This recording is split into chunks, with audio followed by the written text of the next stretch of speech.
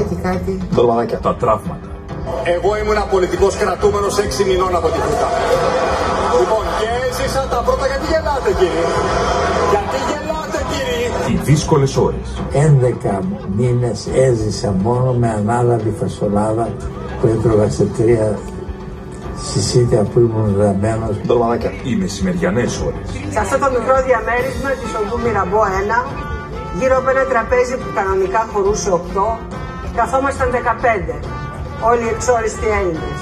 Με μπακαλιάρο σκορδαλιά, με ταραμοσαλάτα, με παστίτσιο που φτουράει. Παστίτσιο. Οι κόκκινες πιτζάμες. Με πιάσανε και με απήγαγαν. Φορούσα κόκκινες πιζάμες. Οι εξόριστοι. Είχα πει Χούντα, κάποιοι από εμάς το ζήσαν στο πετσί τους. Έρχεται στους κινηματογράφους από τη Μίζα Φίλης. Πάμε κι άλλο. Το Κολόσοβο. Ξεκοκαλίζουν το δημόσιο για πάνω από 60 χρόνια. Καλύπτουν βιαστές. Ξεπλένουν δολοφόνους. Σκάνδαλα. Μίζες. Υποκλοπές. Ψέματα. Φοροδιαφυγή. Αρχαιοκαπηλεία. Κρυφά αποθενέσεις. Offshore εταιρείες. Απευθείας αναθέσεις. Προσλήψεις ημετέρων. Αδέρφια. Ξαδέρφια. Ανήψια. Κουμπάρι. Φίλοι και λοιποί συγγενείς ζουνε εις βάρος σου και με την ανοχή σου. Το Κολόσοβο. Ως πότε θα τους ανέχεσαι, ως πότε θα τους ψηφίζεις? Είναι οι Έλληνες ο πιο υπομονετικός λαός ή ο πιο μαλάκας? Μην απαντήσεις. Ξέρω, πλήρωνε φόρους μαλάκα και τρώγε τα μαράτα. Το Κολόσοβο. Οποιαδήποτε ομοιότητα με πρόσωπα και καταστάσεις από το προηγούμενο βίντεο είναι καθαρά συμπτωματικές. Δεν θέλω να δίνουμε δικαιώματα, δεν είναι αυτό. Παιδάκια βλέπω φέρατε εδώ. Δεν κοιμήθηκες, αγάπη μου, στο μεσημέρι? Κοιμήθηκες και γι' αυτό είσαι ξύπνιος τώρα, εσύ? Δεν έχεις κοιμηθεί. Πες την να κλαίω εκεί στο χαλικάκι. Το άλλο από εκεί ξεράφηκε. Κουνούμαλο εδώ η κυρία βλέπω. Και κάτι άλλα κουνούμαλα εδώ παραπέρα. Καλησπέρα, βλέπετε! Εκεί που έχει μια θαλασσίτσα, κάτι σαν πηγάδι, δεν σαν έχει τον πλεύρη. Είναι οι απολύξεις εκεί. Τέλος πάντων. Έχει κανένα Σιριζέο σήμερα εδώ? Δεν ακούω, γιατί? ΣΥΡΙΖΑ! Δεν έχουνε λόγο. Γιατί να τρέχουνε?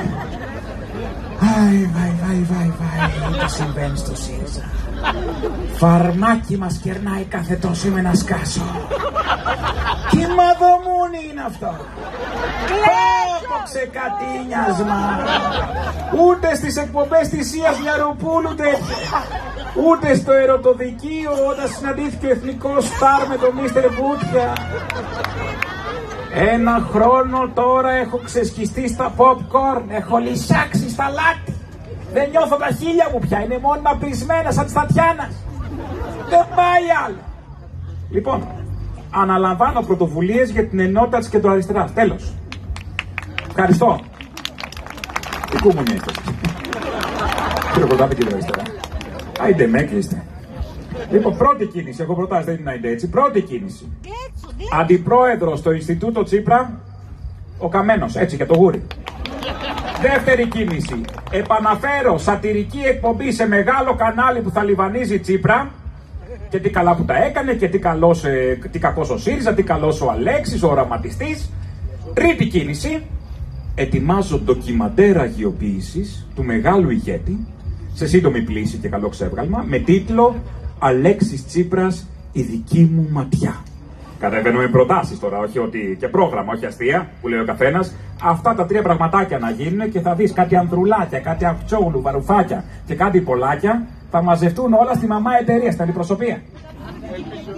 Και βέβαια το όνομα, εμπνεόμενος από το όραμα του ηγέτη του αυτού με τα βαφτιστικά, τα ρούχα, που σκέφτηκε το μεγαλειώδες συνασπισμός σύγχρονης αριστεράς, έτσι.